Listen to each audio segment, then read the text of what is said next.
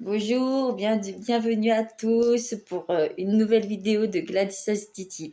Alors, je suis navrée de ne pas avoir fait la vidéo d'Halloween parce que ce soir-là, j'avais une soirée, mais je vous avais promis que dans les semaines qui allaient suivre la dernière vidéo que j'avais faite, vous aurez une vidéo Halloween en retard. Donc aujourd'hui, vous pouvez la considérer comme la vidéo d'Halloween en retard.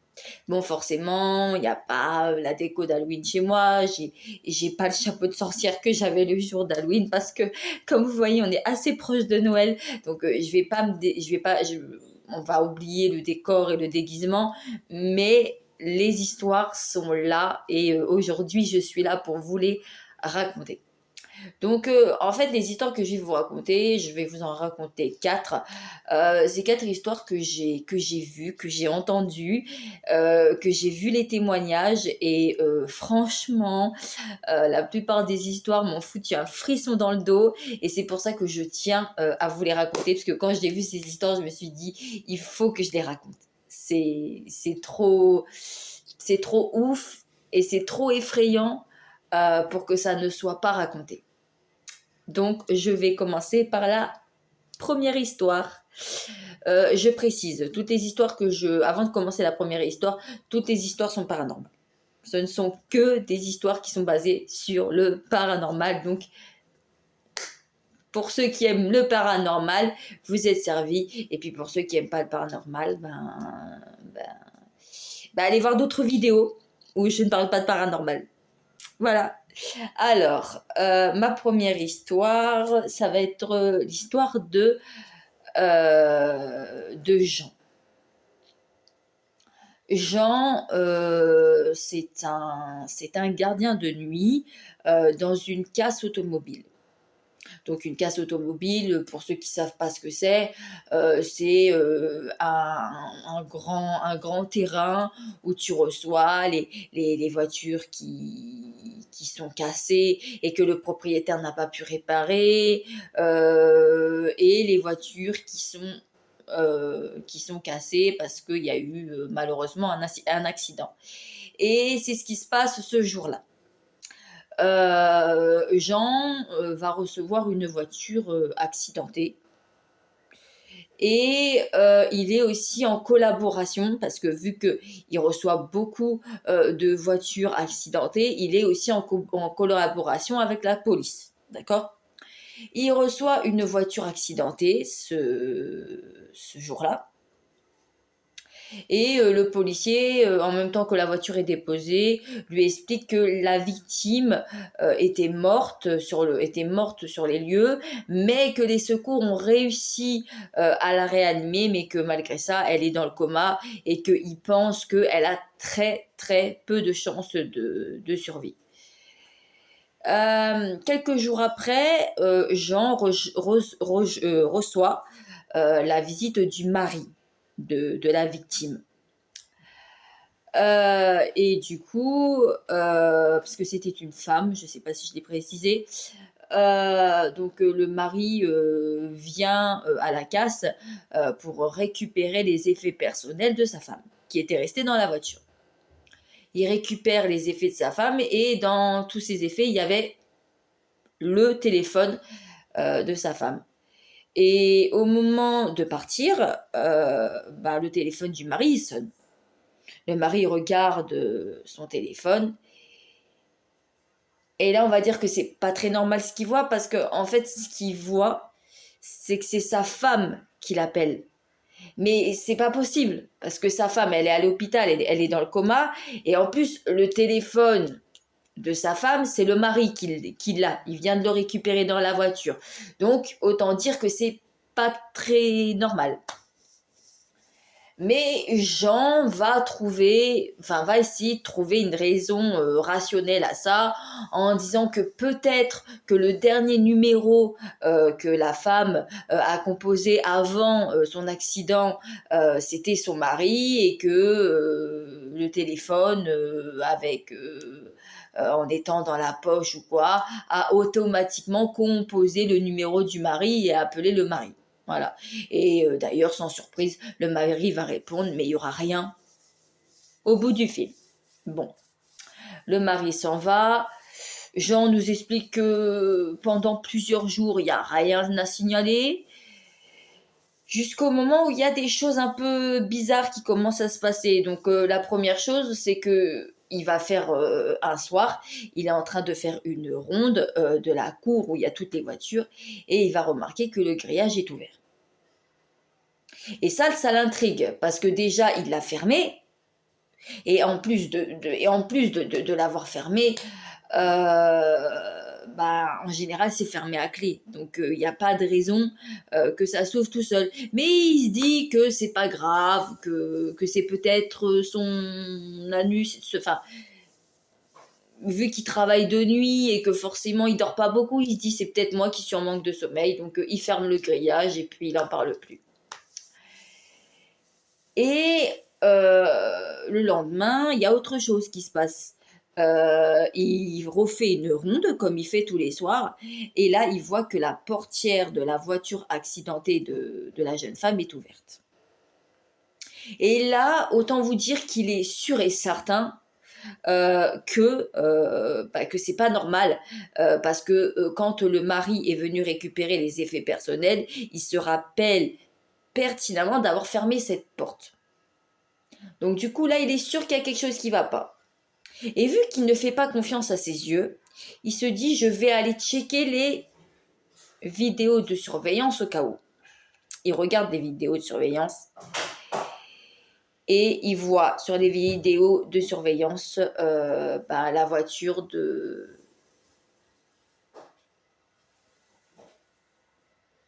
Donc du coup, il va checker les vidéos de surveillance. Et là, malheureusement pour lui, il voit la portière de la voiture qui s'ouvre toute seule. Et après, il va checker la vidéo du jour d'avant pour le grillage qui s'était ouvert. Et là aussi, mauvaise surprise, il voit que le grillage s'ouvre tout seul. Alors, il nous précise, il croit pas trop au paranormal. Mais il avoue que là, il commence à se poser des questions parce que c'est pas très normal ce qu'il voit. Mais c'est pas fini.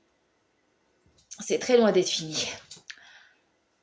Et un autre soir, il va entendre du bruit qui vient de la cour. Et en fait, le bruit, ça vient de la voiture accidentée. Et dans la voiture, il y a la radio qui s'est mise en route toute seule. Il n'entend pas très bien parce que c'est des grésillements, il y a des interférences, donc il comprend pas trop. Il comprend pas. Mais dans cette interférence, il va entendre une voix. Et il précisera que c'était une voix de femme. Et que ce qu'elle a dit apparemment, c'est moi, c'est moi, c'est moi. Qu'est-ce que ça veut dire? Il sait pas. Il sait pas du tout. Et de là, il nous explique qu'il a très peur et je pense qu'on aurait tous eu très peur à sa place. Donc il fait quoi? Il sort de la voiture, il ouvre le capot et il enlève la batterie. Et c'est là où la chose la plus bizarre se passe. C'est que malgré qu'il a enlevé, quand on enlève la batterie, normalement la voiture n'est plus censée fonctionner. Il n'y a plus rien n'est censé fonctionner. Mais malgré qu'il a enlevé la batterie, les phares de la voiture s'allument. Et là, autant vous dire qu'il n'a pas cherché à comprendre. Il est rentré dans son local et il n'a pas cherché à savoir plus. Et je pense qu'on aurait tous fait la même chose à sa place. Mais c'est pas fini. Et un autre soir, il est en train de checker les vidéos de surveillance. Il est en train de faire de la paperasse et en même temps de surveiller. Et il va entendre une voix. Une voix qui lui dit, la même voix de femme qu'il avait entendue dans le poste radio, je sais où tu es, je viens te chercher. Donc lui, il n'est pas sûr de ce qu'il a entendu, hein, il n'est pas sûr et certain, tu vois. Et à un moment donné, il regarde son écran de surveillance et là, il croit halluciner. Parce que sur l'une des vidéos de surveillance, donc c'est la vidéo qui filme la cour où il y a toutes les bagnoles, il va voir une ombre. une ombre blanche, le chat. Désolée, c'était mon chat que vous connaissez maintenant. Donc du coup, il va voir une ombre blanche qui flotte, en fait, qui flotte au-dessus de la voiture accidentée, comme par hasard. Hein. Elle flotte, elle flotte, elle flotte. Et de là, je vous assure qu'il a eu très peur. Donc là, il cherche pas à comprendre, il appelle les flics. Les flics arrivent et ils lui montrent la vidéo de surveillance. Et il s'attendait à ce que le policier en question ait une réaction. Surtout que le policier qui est venu ce soir-là, c'est pas n'importe quel policier, c'est le policier qui était allé sur les lieux de l'accident de la jeune femme. Et il regarde la vidéo et même si c'est qu'une ombre, il trouve quand même qu'il y a de grandes ressemblances avec la jeune femme qui a eu cet accident. Et ils vont sortir dehors, ils vont regarder les caméras pour être sûr que c'est pas les caméras qui bug, mais apparemment les caméras fonctionnent très bien. Et là, notre ami Jean va nous dire qu'il a vu une peur dans les yeux du policier et le policier va lui expliquer que à l'heure où il a vu cette ombre, et ben c'était exactement la même heure où la jeune femme est décédée. L'heure où il a vu l'ombre tourner autour de la voiture, et ben c'est la même heure où ils ont débranché, la jeune femme parce qu'il n'y avait plus rien à faire. Il n'y avait plus rien à faire. Ils ont essayé de la maintenir en vie en espérant qu'elle pourrait s'en sortir, mais elle s'en est pas sortie. Et du coup, voilà, cette ombre, c'était cette femme. Enfin, ils sont certains que c'est cette femme. Et du coup, le policier va lui dire, je pense que tu devrais montrer cette vidéo au mari. Donc, il fait venir le mari. Et quand le mari va voir cette ombre, il va se mettre à pleurer et il va être certain que c'est sa femme en fait qui voit. Et il lui dit comme ça, ma femme est partie rapidement. Elle est partie brusquement et je pense que c'était sa manière à elle de nous dire au revoir. Elle s'est fait voir pour nous dire adieu, quoi. Et après, il nous expliquera que la voiture accidentée a été retirée et que depuis que la voiture est partie, il n'a plus jamais eu il n'a plus jamais eu de il n'a plus jamais eu d'événement paranormal. Voilà, c'était la fin de la première histoire. Donc maintenant, on va passer à la deuxième. Alors, la deuxième histoire, c'est l'histoire d'un couple. C'est l'histoire de Natacha et de Charles. Natacha et Charles, c'est un couple de retraités. C'est un couple de retraités, ils ont eu des enfants, mais bon, les enfants, ils sont grands, hein, ils ont fait leur vie et tout. Et ils décident d'acheter une grande maison. Mais vu la superficie, moi je dirais que c'est pas une maison, c'est plus un immeuble qu'autre chose. Mais bon, ils s'achètent ça parce qu'ils ont l'intention d'en faire un gîte. Donc du coup de le rénover et tout. Et du coup, ils vont nous expliquer qu'au début, ils sont super contents, la superficie, elle est grande, elle est bien, et ils ont su aussi que c'était une école, que apparemment ce grand bâtiment, à l'époque, était une école. Bon, ils s'en tapent un peu, hein, voilà. Ils commencent à faire les rénovations. Et c'est quand ils commencent à faire les rénovations qu'ils commencent à avoir des choses bizarres. Ça va commencer par, à un moment donné, l'homme, Charles, qui est en train de faire les murs, enfin de nettoyer la pièce, une des pièces, et il va nous dire qu'il va croire entendre un rire d'enfant. Mais il est pas sûr, il se dit que c'est peut-être le surmenage, enfin, il fait pas très attention, on va dire. Et le même jour, à un moment donné, il va entendre sa femme crier. Et il va arriver, et en fait, sa femme, elle est enfermée dans une pièce, et il y a une chaise qui est devant la porte, ce qui fait qu'elle n'a pas pu ouvrir la porte. Donc du coup, la femme, elle sort, elle est un peu paniquée, et puis Charles, il demande à Natacha ce qui s'est passé, et Natacha, elle lui dit, en fait, j'étais en train de faire la peinture, et d'un seul coup, la porte s'est fermée, et j'arrivais plus à l'ouvrir, j'étais enfermée. Et là, Charles, il commence à se poser des questions. Parce qu'au départ, Natacha l'accuse en pensant que c'est lui qui a voulu lui faire une mauvaise blague, mais lui, il lui dit non. Il lui dit, moi, j'étais à l'étage, j'étais en train de nettoyer une pièce, enfin, c'est pas moi, quoi. Bon, Natacha, elle croit son mari, et il commence à se poser des questions, Charles, parce qu'il se dit, attends, c'est bizarre, quoi, il y avait une chaise devant la porte. C'est pas elle qui a mis la chaise pour s'enfermer, ça n'a pas de sens.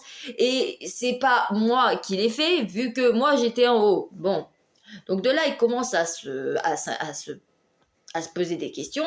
Et sachant que l'endroit où ils étaient, c'est une ancienne école, il se demande si c'est pas des gamins qui sont aux alentours qui ont fait une mauvaise farce. Du coup, il fait un peu le tour du voisinage pour savoir s'il n'y aurait pas des voisins qui auraient vu des enfants rôder autour de leur maison. Et surtout, ces voisins, il y a un voisin qui va lui dire vous avez, vous avez acheté la maison. Et il va nous dire que le voisin, il avait l'air un petit peu surpris. Et Charlie il lui dit oui, oui, c'est nous qui avons acheté ça, on a l'intention d'en faire un gîte et tout. Est-ce que vous avez vu un enfant rôder autour et tout? Et de là, il dit non, je n'ai vu personne. Mais vous savez que cet endroit, là où vous avez logé, c'est un endroit que les gens ont tendance à éviter. Vous savez que c'était une ancienne école. Le mec, il va lui dire, oui, oui, oui, je sais. Et pas plus que ça, bonne journée. Et puis bon, Charlie repart et tout ça. Bon, il se dit que c'était peut-être un accident. Il essaye de pas trop se poser de questions. Et dans les jours à venir, il y a des choses un peu plus bizarres qui vont se passer. Il y a un jour, Charles descend au sous-sol. Et quand il descend au sous-sol, à un moment donné, il s'arrête net parce qu'il entend des voix. Donc, il comprend pas ce que ça dit, mais il entend des voix. Et il a l'impression que c'est tout, que c'est autour de lui. Il a vraiment l'impression que c'est autour de lui. Et il nous dit qu'à un moment donné, il y a il y a sa tête qui va exploser. Et à un moment donné, il hurle parce qu'il voit l'ombre de ce qui ressemble à un petit garçon. Et forcément, vu qu'il va hurler, sa femme, elle va descendre et elle lui dit, qu'est-ce qui se passe? Pourquoi t'as crié? Et Charlie lui dit, là, il y avait un enfant. Enfin, il y avait une ombre. Natacha, elle regarde le coin que Charles pointe du doigt et elle voit rien. Donc elle lui dit qu'il a peut-être halluciné, que c'est peut-être le surmenage. Donc là, il se pose pas plus de questions et puis il se dit que sa femme a peut-être raison, qu'il est peut-être trop surmené. Et quelques jours plus tard, il va entendre un bruit sourd et il va entendre sa femme crier. Et quand il va y aller, il va voir que sa femme, elle est tombée dans le sous-sol. Elle est par terre, au bas des escaliers, dans le sous-sol. Et sa femme va lui dire et puis elle va lui dire qu'il est tombé dans l'escalier. Enfin, qu'elle est tombée dans l'escalier. Et Charles va lui dire t'as peut-être manqué une marche, ça arrive. Et là, elle lui dit non. Elle dit non. Elle dit, j'ai pas manqué une marche. Elle me dit, j'ai eu la sensation d'avoir deux petites mains qui ont tiré mes jambes pour que je tombe dans l'escalier. Et là, Charles, il commence vraiment à se dire que tout ce qu'il a vu depuis le début, c'était peut-être pas un surmenage, parce que les voix qu'il a entendues, le rire du petit garçon qu'il avait entendu quelques jours auparavant, l'ombre qu'il avait vue dans le sous-sol, il commence à se dire que c'est peut-être l'ombre du petit garçon qui a fait tomber sa femme. Et de là, il se dit que ça peut plus continuer, que apparemment il y a un esprit dans cette maison et qu'apparemment il ne leur veut pas forcément du bien. Et du coup, ils font appel aux voisins que Charles était allé voir il y a quelque temps. Et le voisin va arriver et il va leur dire qu'il a fait des recherches sur la maison. Il va lui dire que c'était une ancienne école, ça Charles et Natacha le savaient, mais il va dire que dans cette maison il y a eu un mort. Qu'un jour il y a un professeur qui pour donner une correction, a frappé un gamin. Mais le problème c'est qu'il l'a frappé tellement fort que le gamin n'a pas survécu à ses blessures. Et c'est là où Charles va faire le lien avec le rire du petit garçon qu'il avait entendu, l'ombre qu'il a vue, les mains de l'esprit du petit garçon qui a fait tomber sa femme dans l'escalier. Et donc du coup de là, quand ils vont raconter tout ça au voisin, le voisin il dit il faut pas chercher plus loin, on va faire une séance de spiritisme pour savoir ce que cet esprit veut. Parce que s'il se manifeste comme ça, c'est forcément parce qu'il veut quelque chose. Et il va mettre des caméras, des trucs, et à un moment donné, ils vont mettre un truc une sorte d'enregistreur numérique. Et dans cet enregistrement numérique, ils vont entendre une voix dire s'il vous plaît, aidez-moi. Et là, Charles, il est catégorique, il est sûr que c'est la même voix qu'il avait entendu rire il y a quelque temps auparavant. Et donc, du coup, là, le voisin dit on va faire une séance de spiritisme. Ils vont faire la séance de spiritisme. Ils vont essayer de rentrer en contact avec le garçon. Et d'un seul coup, à un moment donné, Natacha, elle n'arrive plus à respirer. Elle nous dira qu'elle avait l'impression qu'on lui serrait la gorge et qu'elle n'arrivait plus à respirer. Donc elle est là. Et donc le mari, il est affolé, il est là, calmez-vous, calmez-vous. Et donc du coup, il dit au voisin, c'est bon, on arrête tout. À un moment donné, elle finit par arriver à respirer, mais elle tousse. Elle tousse, elle tousse, elle tousse. Et à un moment donné, quand elle tousse du sang. Il y a du sang. Donc de là, elle se met à pleurer. Et de là, il va nous dire que après cette séance de spiritisme, l'état de sa femme, donc de Natacha, s'aggrave, que sa toux s'aggrave, et que apparemment elle aurait une tuberculose. Du moins, c'est ce qui est dit. Ils sont allés faire des analyses. Apparemment, elle a une tuberculose. Et le mari qui pleure en nous disant ça, que malheureusement, sa femme est décédée 6 mois après de la tuberculose. Et c'est de là il va nous dire quelque chose, et je vais le dire aussi pour tous ceux qui aiment tout ce qui est paranormal et tout, de ne jamais essayer une séance de spiritisme. Qu'il faut jamais essayer une séance de spiritisme parce que on sait jamais ce qu'on va trouver, on sait jamais ce qui va se passer. Et Charles nous dira qu'il est certain que c'est cette séance de spiritisme qui a rendu malade sa femme. Et du coup, il faut pas faire de séances de spiritisme parce que des fois, ça peut aider, mais ça aide pas toujours. Des fois, ça peut mal finir. Et là, malheureusement, pour cette pauvre Natacha, ça a mal fini. Et donc, c'est pour ça que c'est très déconseillé de faire des séances de spiritisme. Il faut pas en faire. Il ne faut pas en faire, tout simplement. Il faut laisser les morts là où ils sont. Voilà. Donc, c'est la fin de la deuxième histoire. Je vais passer à la troisième histoire maintenant. Alors là, je vais vous parler de l'histoire, encore une fois, c'est d'un veilleur de nuit. Thomas est un veilleur de nuit il est veilleur de nuit dans un ancien théâtre. Il nous dit qu'il n'est pas tout seul, qu'ils sont deux, et que pendant qu'il y en a un qui fait de la ronde, il y en a un qui reste au PC et qui regarde les vidéos de surveillance. Et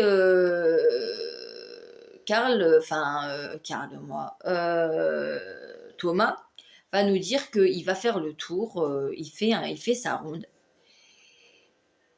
et qu'il est persuadé d'avoir entendu quelqu'un au sous-sol. Il descend au sous-sol, il voit personne. Bon. Il va rien dire parce qu'il se dit,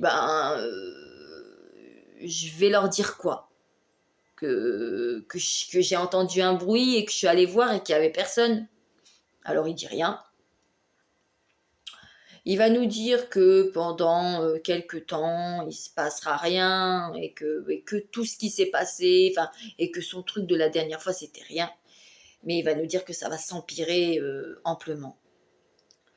Ils ont des talkie-walkie. Et à un moment donné, pendant sa ronde, il va entendre une voix qui dit feu, feu, feu.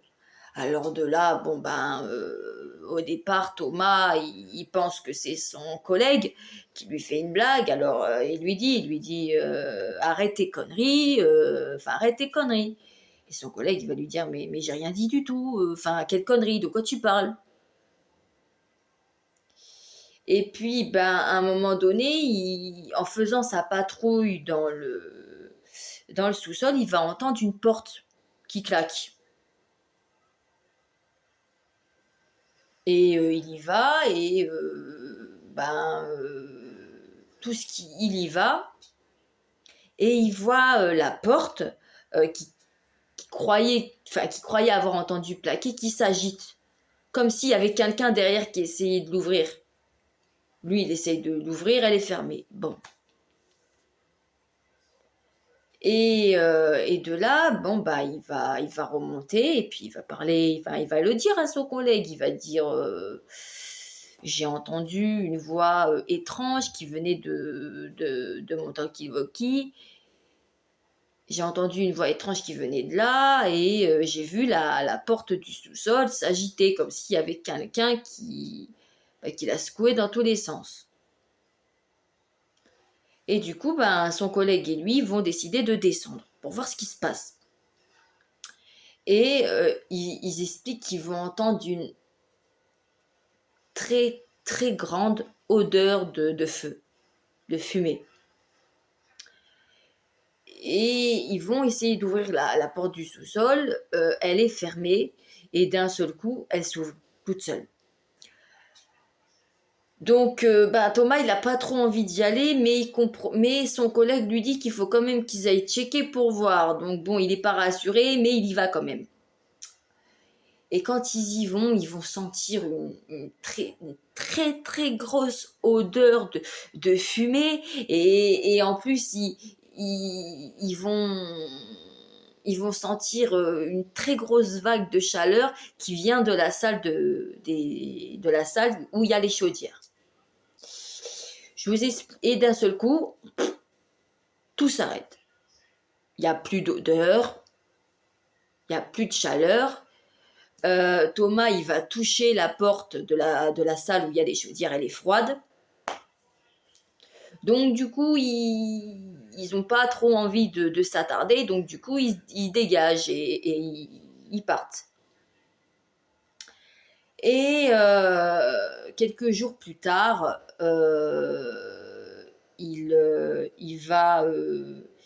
reçoivent la visite d'un homme qui avant faisait des rondes de nuit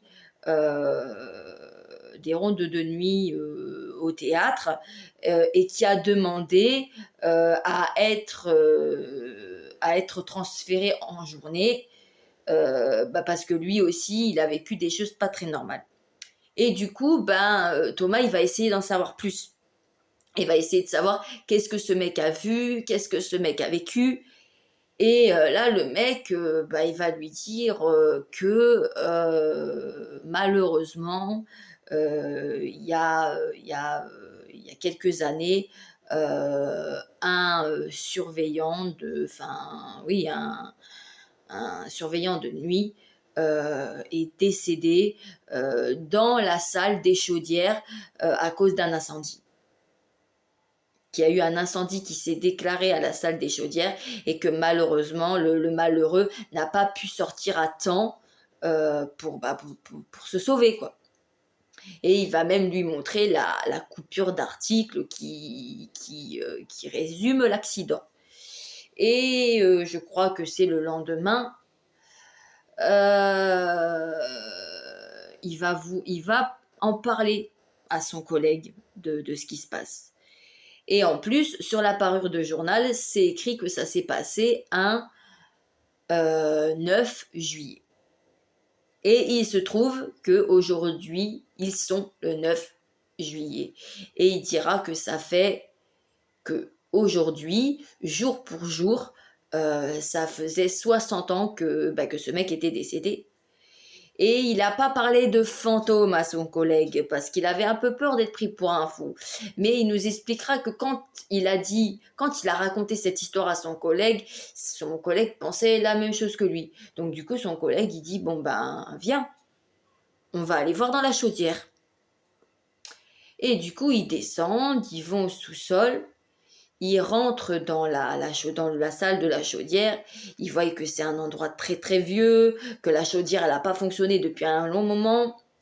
Et encore une fois, il ressent cette odeur de feu, cette odeur cette chaleur. Ils vont prendre il y a un des collègues qui va prendre la caméra et qui va filmer, on va pas dire une ombre, mais une sorte des sillons de lumière qui partaient vers le plafond. Et de là, ils sursautent et ils partent en courant, quoi. Et de là, Thomas nous dit que dès le lendemain, il a posé sa lettre de démission et il va nous dire qu'il est sûr et certain que ces sillons qu'ils ont vus, que c'était bien, le mec qui était décédé il y a 60 ans, voilà, ils sont sûrs que c'était lui qu'ils ont vu. Et il nous dira qu'il a ressenti, qu'à ce moment-là, il a ressenti tout ce que cet homme a ressenti. Et en plus, il comprend un peu mieux ces messages que cette entité lui a envoyés en lui disant feu, feu, qu'il va comprendre pourquoi. La dernière fois, ils avaient vu la porte s'agiter. Il va comprendre aussi ces odeurs de feu qu'il sentait sans pouvoir expliquer la provenance. Il dira qu'il a ressenti la peur, la colère, le fait que cet homme est parti trop tôt.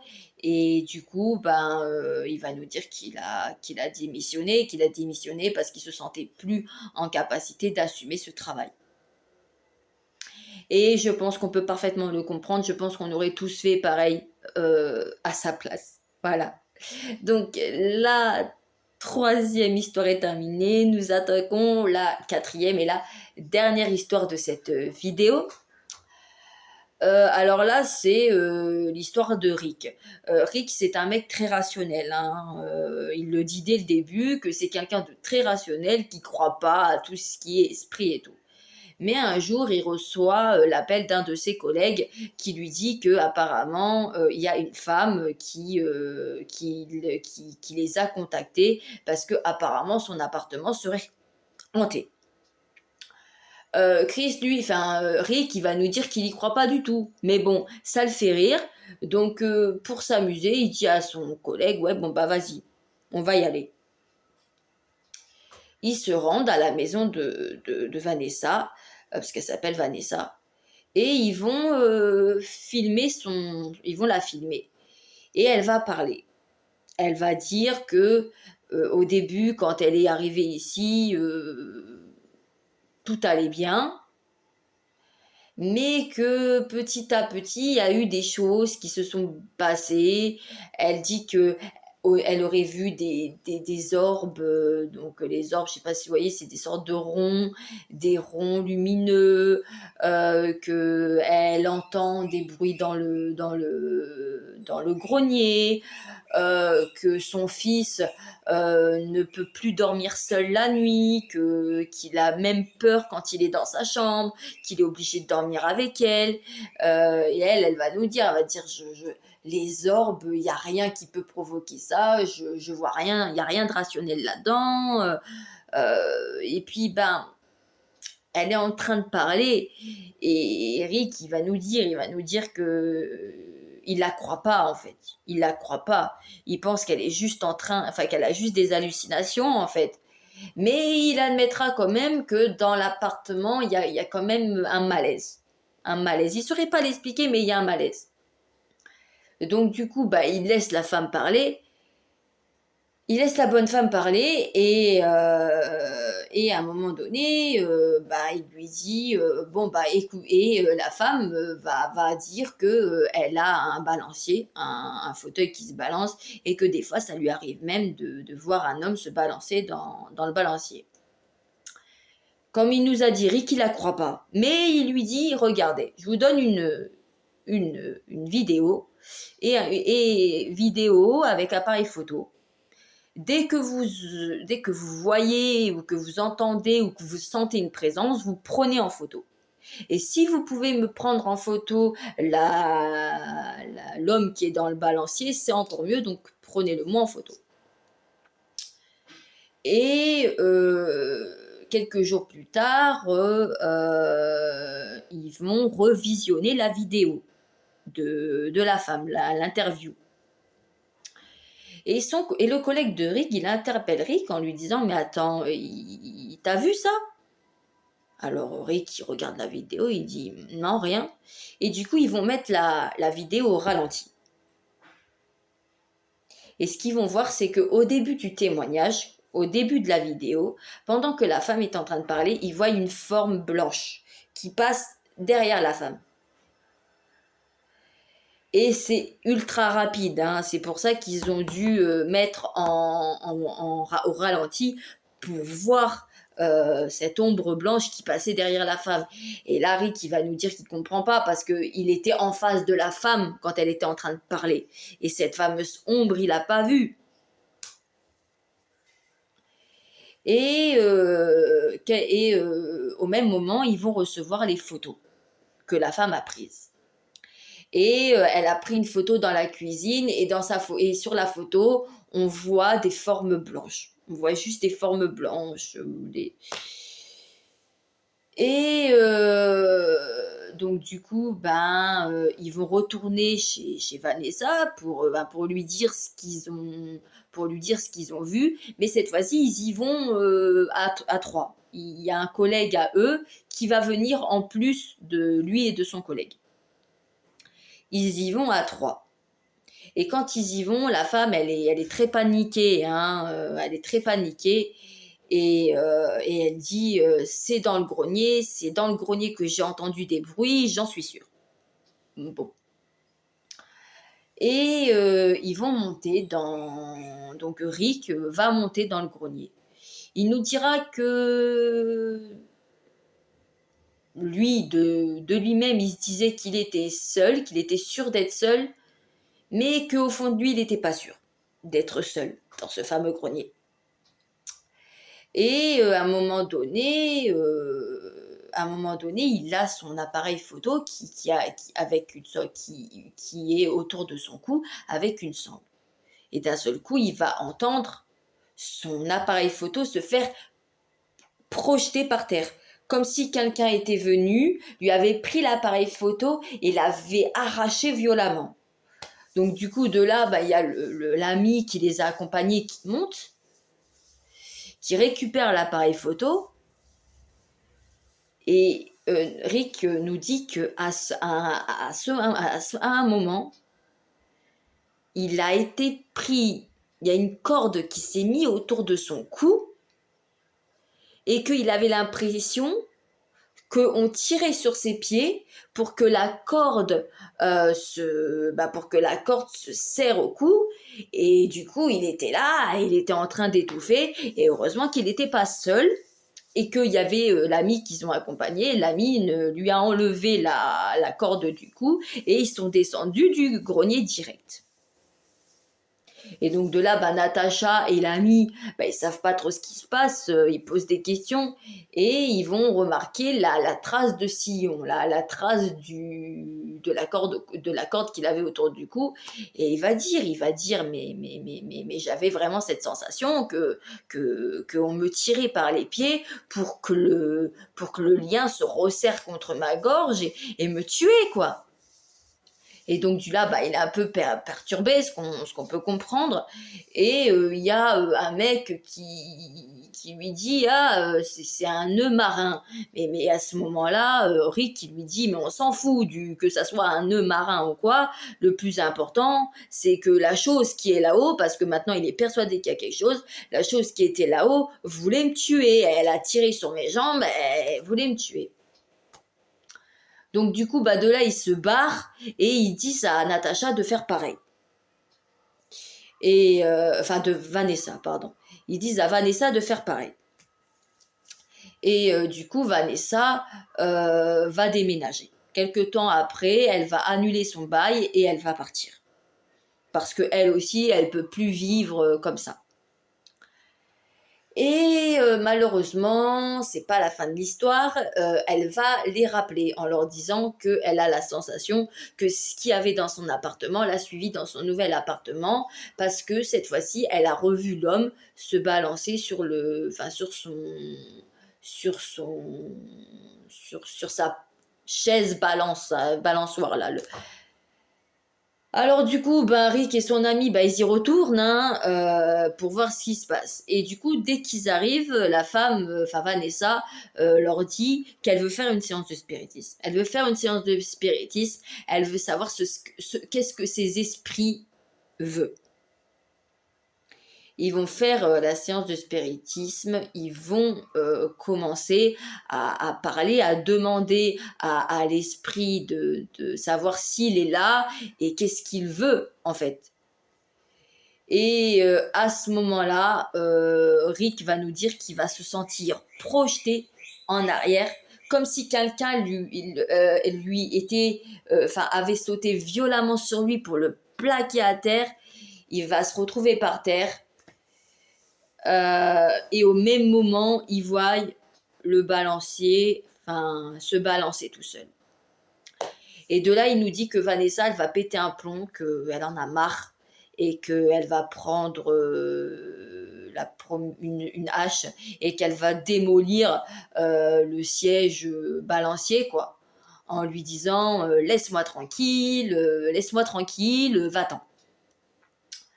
De là, la séance de spiritisme se termine et ils vont rentrer chacun chez eux.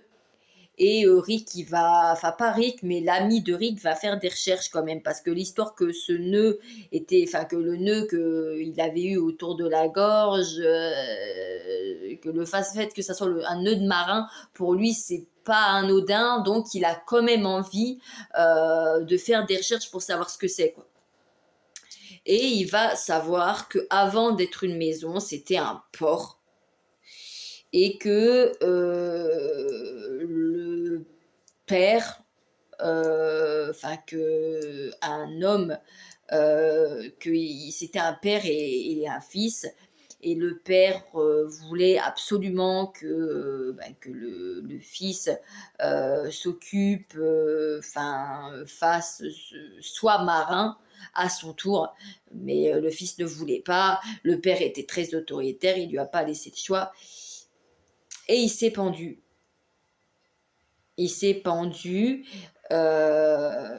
Dans une petite cabane qui se trouvait sur le port et qui ensuite a été démolie pour être une maison. pour être une maison. Et ils vont aller voir Vanessa, ils vont lui raconter l'histoire. Et Rick va nous dire à la fin que il est sûr et certain que, enfin que avec le recul, quand on lui a mis la corde autour du cou et qu'on a serré pour qu'il, enfin qu'on a serré, il pense pas qu'on voulait le tuer. Il pense juste que l'esprit voulait savoir qu'il était là et surtout qu'il voulait pas qu'on l'oublie. Voilà. Et cet homme qui au départ ne croyait pas aux esprits, il nous dit qu'aujourd'hui il est sûr qu'il y a autre chose de l'autre côté et que les morts ont une autre vie, quelque part. Bon bah voilà, ça y est, cette vidéo est terminée. Donc j'espère que les histoires vous ont plu. Franchement, pour moi, ma préférée, c'est la première et la deuxième ou la troisième, je sais plus. C'est vraiment les deux histoires que j'ai préférées sur toutes celles que je vous ai racontées. Mais pour moi, elles me foutent les frissons dans le dos et franchement, je commence de plus en plus à être persuadée que ces gens ont peut-être raison et qu'il y a vraiment quelque chose de l'autre côté, comme on dit. Mais bon, pour ceux qui croient pas, enfin pour ceux qui croient, je respecte. Ceux qui croient pas, je respecte aussi. En tout cas, j'espère que vous aurez passé un bon moment, que cette vidéo vous aura plu. Et je vous dis bien sûr à très bientôt pour une nouvelle vidéo. Au revoir.